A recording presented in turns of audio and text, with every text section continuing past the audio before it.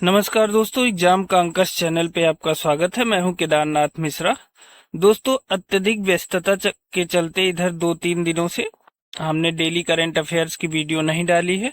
तो चलिए आज 16 अगस्त, 17 अगस्त और 18 अगस्त के तीनों दिन की महत्वपूर्ण परीक्षा उपयोगी खबरों को देख लेते हैं। चलिए शुरुआत करते हैं 16 अगस्त से। आज की पहली महत्वपूर्ण खबर है, राष्ट्रीय स्वास्थ्य प्राधिकरण और महाराष्ट्र स्वास्थ्य विज्ञान विश्वविद्यालय ने डिजिटल स्वास्थ्य शिक्षा को बढ़ावा देने के लिए समझौता किया है। किसने? राष्ट्रीय स्वास्थ्य प्राधिकरण और महाराष्ट्र स्वास्थ्य विज्ञान विश्वविद्यालय ने डिजिटल स्वास्थ्य शिक्षा को बढ़ावा देने के लिए समझौता किया है। 16 अगस्त की दूसरी महत्वपूर्ण खबर है, भारत तीसरे voice of global south summit की मेजबानी करेगा। किसकी करेगा? भारत तीसरे voice of global south summit की मेजबानी करेगा भारत। इस खबर को हम एक बार पहले भी आपको बता चुके हैं। चलिए आज की तीसरी महत्वपूर्ण खबर 16 अगस्त की देख लेते हैं। सूक्ष्म लघु और मध्यम उद्यम मंत्रालय भारत सरकार एवं लघु व्यापार प्रशासन और अमेरिका सरकार के मध्य छोटे और मध्यम आकार के उद्यमों पर सहयोग को बढ़ावा देने के लिए एक समझौता हुआ है। किसके बीच? सूक्ष्म लघु और मध्यम उद्यम मंत्रालय भारत सरकार एवं लघु व्यापार प्रशासन और अमेरिका सरकार के मध्य छोटे और मध्यम आकार के उद्यमों पर सहयोग को बढ़ावा देने के लिए एक समझौता हुआ है। ठीक है, चलिए चौथी महत्वपूर्ण खबर की तरफ चलते हैं। भारत के इंदिरा गांधी अंतरराष्ट्रीय हवाई अड्डे या हवाई एयरपोर्ट को net zero carbon emission airport का दर्जा मिला है। किसको? इंदिरा गांधी अंतरराष्ट्रीय हवाई अड्डे को net zero carbon emission airport का दर्जा मिला है। ठीक है, ये नई दिल्ली में स्थित है। ठीक, चलिए पांचवी खबर की तरफ चलते हैं। केंद्रीय अल्पसंख्यक कार्य मंत्री किरण रिजिजू जियो पारसी योजना पोर्टल लॉन्च किया है। किसने किया है? केंद्रीय अल्पसंख्यक कार्य मंत्री किरण रिजिजू ने जियो पारसी योजना पोर्टल को लॉन्च किया है। ठीक है, चलिए छठी महत्वपूर्ण खबर की तरफ चलते हैं। विश्व स्वास्थ्य संगठन WHO ने मंकी पॉक्स को ग्लोबल हेल्थ इमरजेंसी घोषित कर दिया है। किसको घोषित किया है? मंकी पॉक्स को WHO ने ग्लोबल हेल्थ इमरजेंसी घोषित कर दिया है। ठीक है, चलिए सातवीं महत्वपूर्ण खबर की तरफ चलते हैं। राष्ट्रीय एमएसएमई संस्थान हैदराबाद को क्षमता निर्माण आयोग ने 3 स्टार रेटिंग उत्कृष्ट के तौर पर मान्यता प्रमाणन प्रदान किया है। किसने किया है?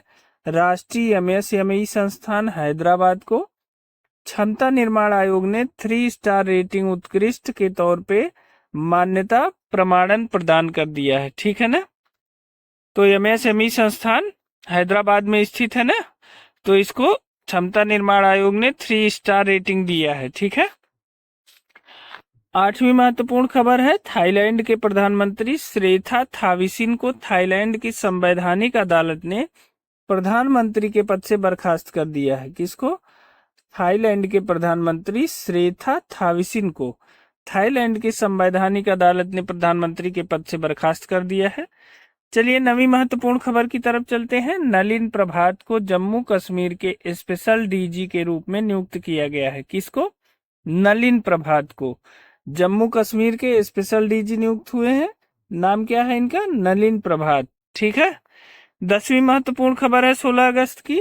केंद्रीय मंत्री CR पाटिल ने flood watch India 2.0 app launch किया है।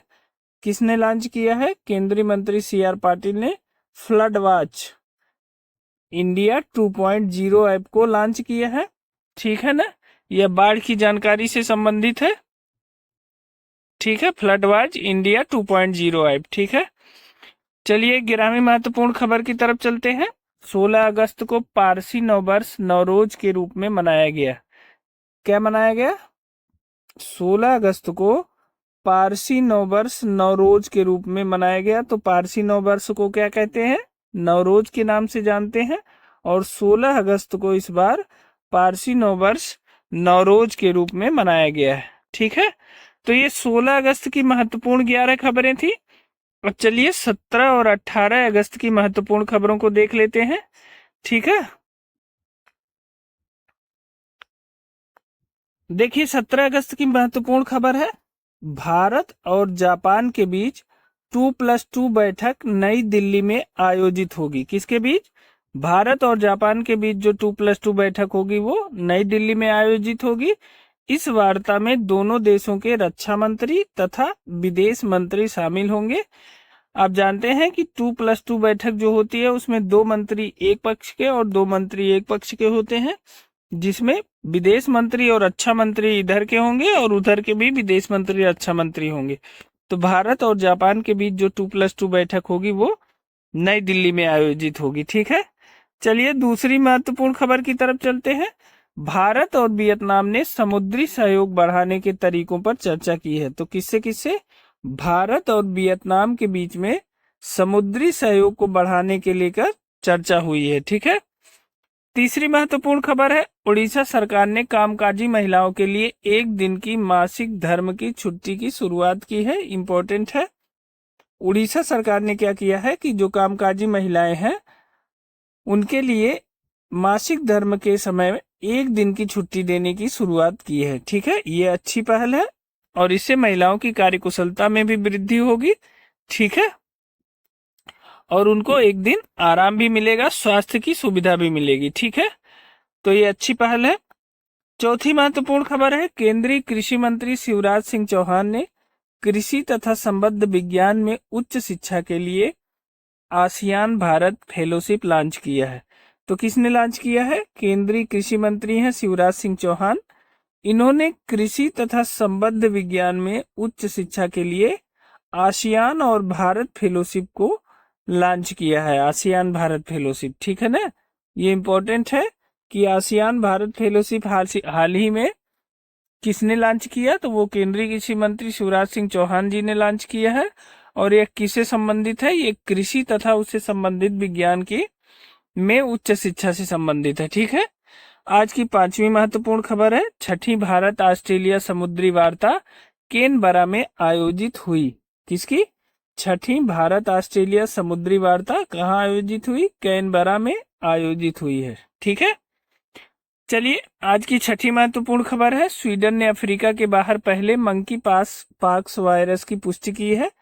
किसने की है? स्वीडन ने अफ्रीका के बाहर पहले मंकी पॉक्स एमपॉक्स वायरस की पुष्टि की है। डब्ल्यूएचओ ने क्या किया है? डब्ल्यूएचओ ने मंकी पॉक्स को अभी वो महामारी घोषित किया है। ठीक है ना, तो ये इंपॉर्टेंट है, स्वीडन ने अफ्रीका के बाहर पहले मंकी पॉक्स या एमपॉक्स वायरस की पुष्टि की है। 7वीं महत्वपूर्ण खबर है, भारत और इजराइल ने जल प्रौद्योगिकी केंद्र स्थापित करने के लिए समझौता किया है। किसने किया है? भारत और इजराइल ने। ठीक है, भारत और इजराइल ने जल प्रौद्योगिकी केंद्र स्थापित करने के लिए एक समझौता किया है। तो ये इंपॉर्टेंट प्रश्न है, किन दो देशों ने जल प्रौद्योगिकी केंद्र स्थापित करने के लिए समझौता किया है? तो वो किया है भारत और इजराइल ने, ये इंपॉर्टेंट है। ठीक है ना, वाटर टेक्नोलॉजी सेंटर स्थापित करने के लिए भारत और इजराइल ने एक समझौता किया है।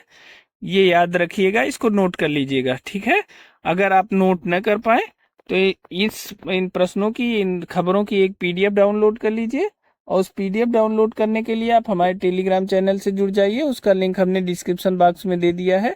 टेलीग्राम चैनल पे इन खबरों की पीडीएफ IGTV उपलब्ध है, वहां से जाके आप इन खबरों की पीडीएफ डाउनलोड कर सकते हैं। ठीक है, चलिए 8वीं महत्वपूर्ण खबर की तरफ चलते हैं। पेरिस पैरालंपिक 2024 में भारतीय दल का ध्वजवाहक सुमित अंतिल और भाग्यश्री जाधव को नियुक्त किया गया है।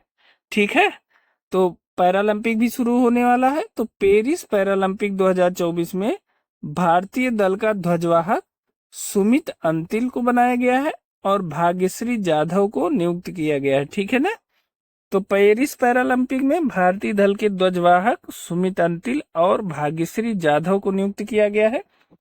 दोस्तों, पेरिस का एक जो है ओलंपिक समाप्त भी हो चुका है, उससे संबंधित एक वीडियो हमने अपने चैनल पे डाला है, जिसमें पेरिस ओलंपिक के इतिहास से, मतलब ओलंपिक के इतिहास से संबंधित एक वीडियो हमने डाला है। पेरिस ओलंपिक से में जो भी मेडल भारत को मिले हैं उससे संबंधित एक वीडियो हमारी जल्द ही आने वाली है। आप उसके लिए लगातार इस चैनल पे बने रहिए वो पेरिस ओलंपिक से संबंधित जो सबसे महत्वपूर्ण फैक्ट हैं, जो परीक्षाओं की दृष्टि से बहुत इंपॉर्टेंट है, उससे संबंधित सारी जानकारी उस वीडियो में दी गई है। तो जल्दी ही वो आपके सामने आएगी। और आने वाली परीक्षाओं, चाहे वो यूपी पुलिस की परीक्षा हो, चाहे आरओ की परीक्षा हो, और चाहे यूपी पीसीएस की परीक्षा हो, सभी परीक्षाओं के लिए पेरिस ओलंपिक से कम 2 से 3 प्रश्न आने, मतलब एकदम लगता है कि इन परीक्षाओं में 2 से 3 प्रश्न पेरिस ओलंपिक से जरूर आएंगे। तो आप हमारी वो वीडियो जरूर देखिए और जल्द ही वो वीडियो अपलोड की जाएगी। ठीक है, चलिए अगली नवी खबर की तरफ चलते हैं। केंद्रीय संचार ब्यूरो ने 14 से 17 अगस्त तक ललित कला अकादमी में विभाजन विभीषिका स्मृति दिवस के उपलक्ष्य में फोटो प्रदर्शनी आयोजित किया है। किसने किया है? केंद्रीय संचार ब्यूरो ने 14 से 17 अगस्त तक ललित कला अकादमी में विभाजन विभीषिका स्मृति दिवस, अब इस समय 14 अगस्त को विभाजन विभीषिका स्मृति दिवस के रूप में मनाया जाता है, तो उसी उपलक्ष्य में एक फोटो प्रदर्शनी का आयोजन किया गया है। ठीक है, चलिए 10वीं महत्वपूर्ण खबर की तरफ चलते हैं। भारत ने 3 नए रामसर साइट की घोषणा की गई है। किसमें? भारत में 3 नए रामसर साइट की घोषणा की गई है। इसके साथ ही भारत में रामसर साइट की संख्या बढ़कर हो गई है 85। बहुत इंपॉर्टेंट है, आप इसे तुरंत नोट कर लीजिएगा। वर्तमान में भारत में रामसर साइटों की संख्या बढ़कर कितनी हो गई है? 85, 85 हो गई है। हाल ही में भारत ने 3 नए रामसर साइट की घोषणा की है।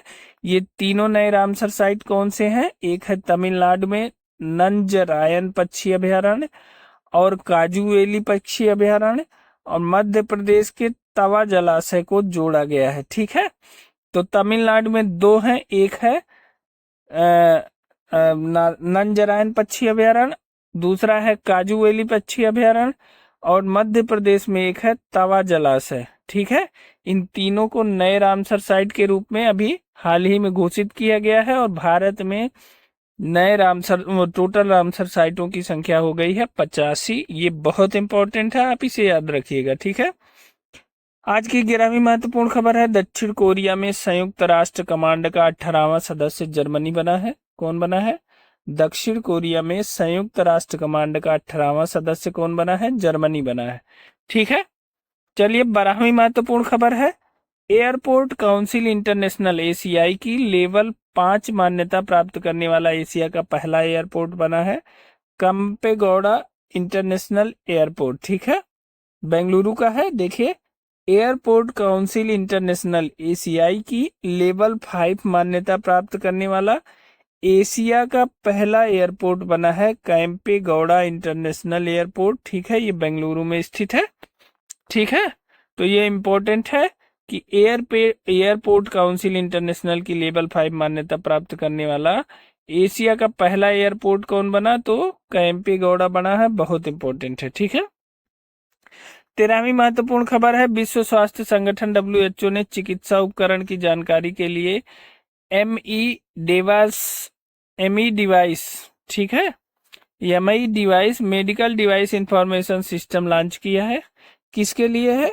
WHO ने चिकित्सा उपकरण की जानकारी के लिए ME device medical device information system launch किया है। ठीक है ना, तो एमई डिवाइस किससे संबंधित है?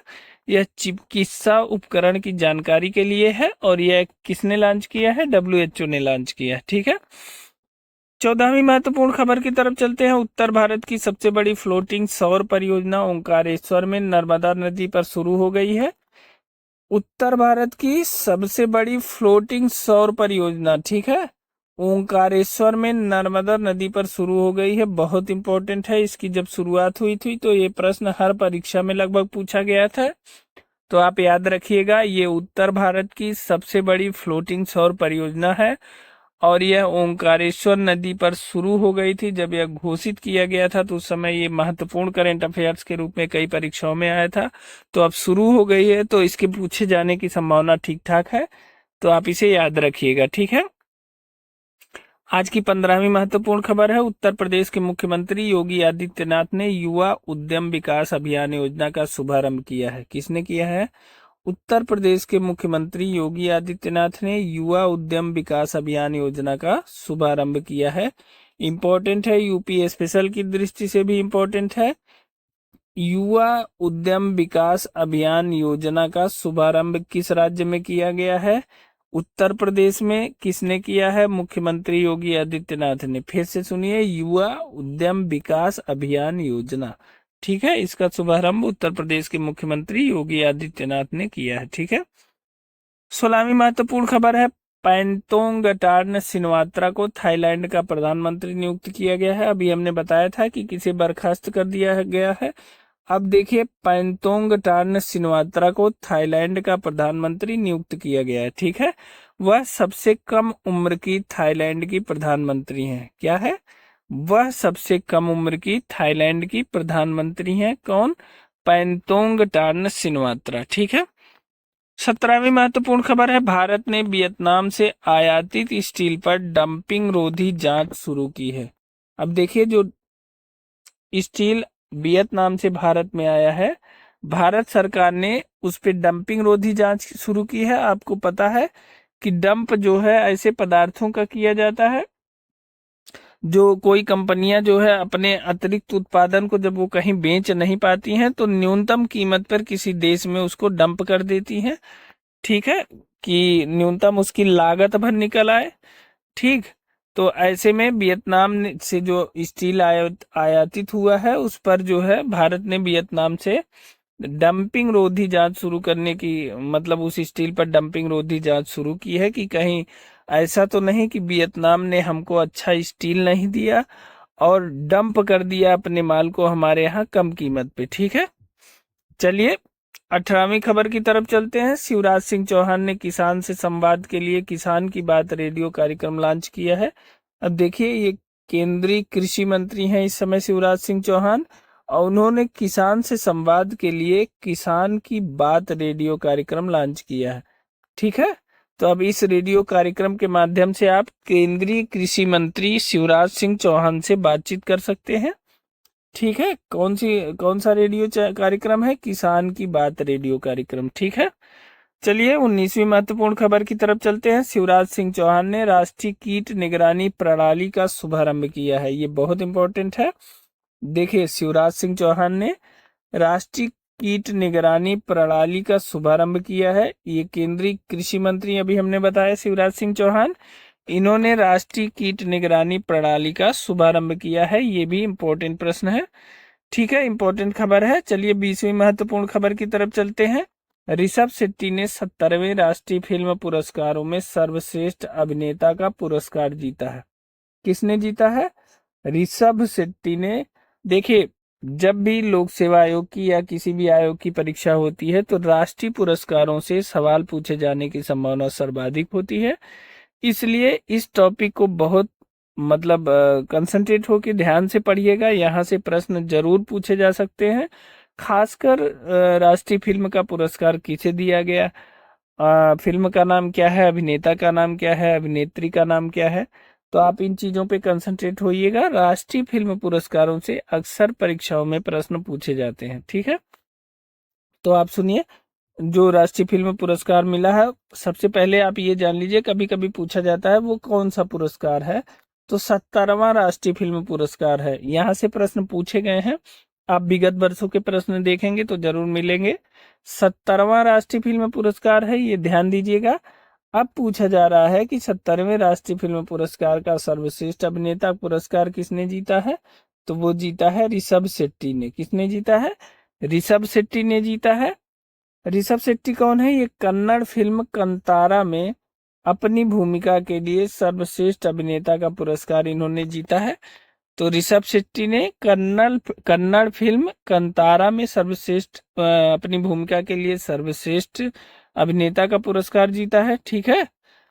अब चलिए दूसरा है, हरियाणवी फिल्म फौजा को गैर फीचर फिल्म श्रेणी में सर्वश्रेष्ठ गीत पुरस्कार मिला है। किसको मिला है? हरियाणवी फिल्म फौजा को, ठीक है। अरिजीत सिंह को सर्वश्रेष्ठ पुरुष पार्श्व गायक का पुरस्कार मिला है, ठीक है। तो ये आपके चहेते गायक हैं अरिजीत सिंह, इनको सर्वश्रेष्ठ पुरुष पार्श्व गायक का पुरस्कार 70वां राष्ट्रीय फिल्म पुरस्कार मिला है, ठीक है ना। गैर फीचर फिल्म श्रेणी में आईना ने सर्वश्रेष्ठ फिल्म का पुरस्कार जीता है। देखिए याद रखिएगा, कभी कभी ये प्रश्न ऐसे पूछ लिया जाता है कि गैर फीचर फिल्म की श्रेणी में सर्वश्रेष्ठ फिल्म का पुरस्कार किसने जीता। तो आप देखिए गैर फीचर फिल्म की श्रेणी में आईना आईना ने सर्वश्रेष्ठ फिल्म का पुरस्कार जीता है। ठीक है, इंपॉर्टेंट है।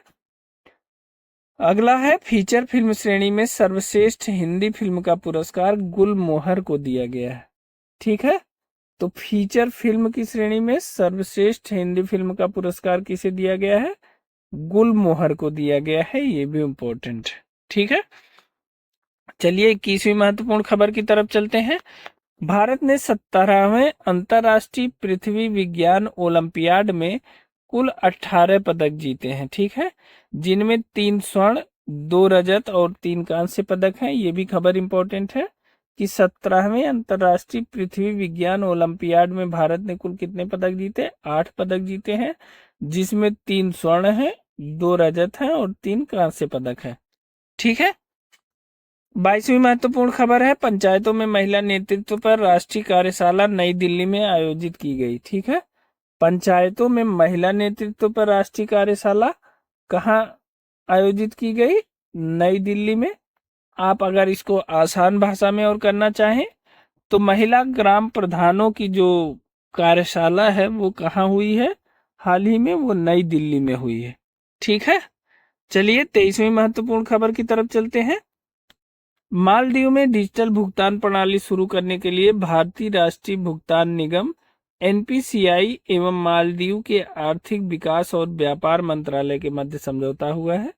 किसके किसके बीच? मालदीव में डिजिटल भुगतान प्रणाली शुरू करने के लिए भारतीय राष्ट्रीय भुगतान निगम यानी एनपीसीआई एवं मालदीव के आर्थिक विकास और व्यापार मंत्रालय के मध्य जो है एक समझौता हुआ है।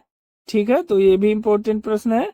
देखिए एनपीसीआई ही जो है यूपीआई की जो पूरे भुगतान की प्रणाली को है उसको नियंत्रित करती है, वही कंट्रोल करती है। ठीक है, तो ये 23वीं खबर थी। 24वीं महत्वपूर्ण खबर की तरफ चलते हैं। भारत ने सीरिया को 1400 किलोग्राम कैंसर रोधी दवाएं भेजी हैं। देखिए भारत का जो वसुधैव कुटुंबकम वाला स्वरूप है वो अक्सर सामने आता रहता है। भारत ने जो है सीरिया को 1400 किलोग्राम कैंसर रोधी दवाएं भेजी हैं। तो कितना इम्पोर्टेंट है, ये भी भारत की एक बहुत अच्छी पहल है विश्व कल्याण के लिए। ठीक है, तो भारत ने सीरिया को 1400 किलोग्राम की कैंसर रोधी दवाएं भेजी हैं। आज की 25वीं महत्वपूर्ण खबर है, आनंद महिंद्रा को तेलंगाना में स्थापित यंग इंडिया स्किल यूनिवर्सिटी का चेयरमैन नियुक्त किया गया है। देखिए अभी आपने खबरों में देखा होगा कि यंग इंडिया स्किल्स यूनिवर्सिटी की स्थापना की गई है। कहाँ? ये स्थापना की गई है तेलंगाना में। ठीक है, तेलंगाना में स्थापित यंग इंडिया स्किल्स यूनिवर्सिटी का जो है की स्थापना की गई है। अब इसके चेयरमैन नियुक्त किए गए हैं कौन? आनंद महिंद्रा। आनंद महिंद्रा को यंग इंडिया स्किल यूनिवर्सिटी का चेयरमैन नियुक्त किया गया है। बहुत इंपॉर्टेंट प्रश्न है, इसको नोट कर लीजिएगा या याद रखिएगा। ठीक है, कि आनंद महिंद्रा को तेलंगाना में स्थापित यंग इंडिया स्किल यूनिवर्सिटी का चेयरमैन नियुक्त किया गया है। ठीक है, चलिए 26वीं महत्वपूर्ण खबर की तरफ चलते हैं। आज की 26वीं खबर है, एयरोस्पेस इंजीनियर राम नारायण अग्रवाल का निधन हुआ है। उन्हें अग्नि मिसाइल का जनक माना जाता है। देखिए कितना इंपॉर्टेंट प्रश्न है, अग्नि मिसाइल के जनक। अगर आपसे पूछा जाए एक लाइन में कि अग्नि मिसाइल के जनक कौन है, तो अग्नि मिसाइल का जनक माना जाता है राम नारायण अग्रवाल को। यह एयरोस्पेस इंजीनियर थे, इनका निधन हो गया है और इन्हें अग्नि मिसाइल का जनक माना जाता है। ठीक है, भारत की जो मिसाइल प्रणाली है, पूरी मिसाइल व्यवस्था, उसमें अग्नि का बहुत बड़ा योगदान है। अग्नि और ब्रह्मोस 2 मिसाइलें हैं, लेकिन अग्नि भारत की अपनी मिसाइल है और ब्रह्मोस भारत ने रूस के साथ मिलकर बनाया हुआ है। तो बताइए अग्नि मिसाइल का विकास भारत ने किया, इसलिए ये बहुत इंपॉर्टेंट है। और एरोस्पेस इंजीनियर जो है राम नारायण अग्रवाल जो है, यह अग्नि मिसाइल के विकास कार्यक्रम से जुड़े हुए थे। तो ये एरोस्पेस इंजीनियर थे, हाल ही में इनका निधन हो गया है। इसको आप याद रखिएगा, इंपॉर्टेंट प्रश्न है, ये किसी भी रूप में पूछा जा सकता है। ठीक है, तो दोस्तों ये थे हमारे 16, 17 और 18 अगस्त के महत्वपूर्ण करंट अफेयर्स।